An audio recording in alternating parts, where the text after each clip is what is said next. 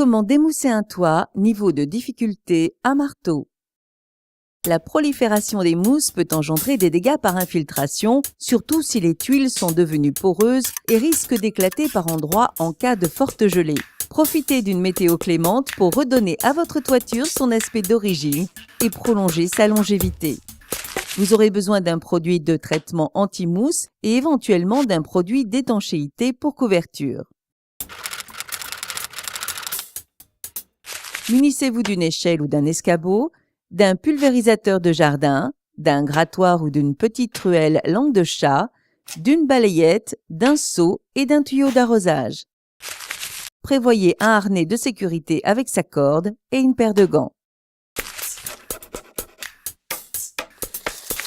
Pour entretenir la toiture, il faut pouvoir y circuler en toute sécurité.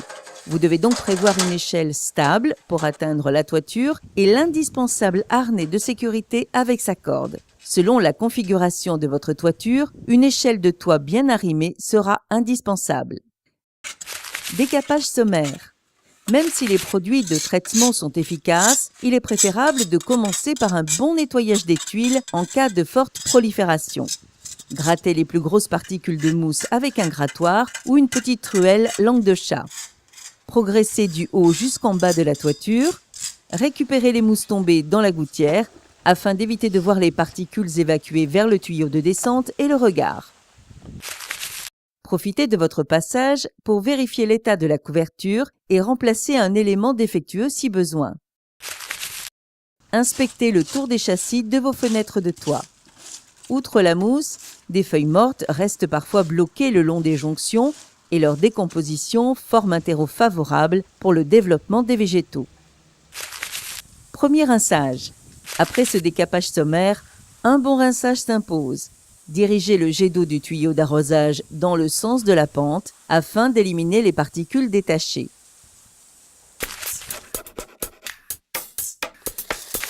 Ce premier décrassage doit s'accompagner d'un traitement anti-mousse à pulvériser par temps sec et de préférence en l'absence de vent.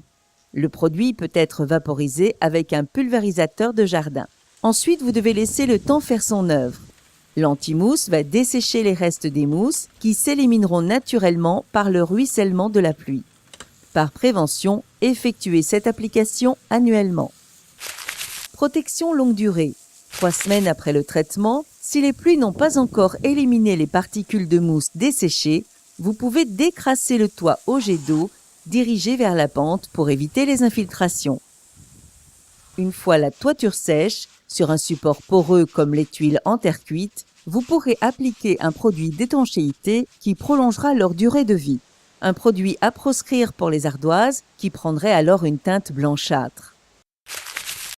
Vous pouvez éventuellement utiliser un nettoyeur à haute pression pour décrasser à fond et redonner à la couverture son éclat d'origine. Mais attention, la puissance du jet doit être réduite. Il faut travailler uniquement dans le sens de la pente et éviter la proximité des fenêtres de toit pour éviter les infiltrations. Démoussé, traité et décrassé à fond, votre toiture retrouve son aspect d'origine. Un entretien de fond qui permet de prolonger la durée de vie de votre couverture tout en évitant d'éventuelles infiltrations. Une question, un doute, un conseil? Contactez le 0810 634 634.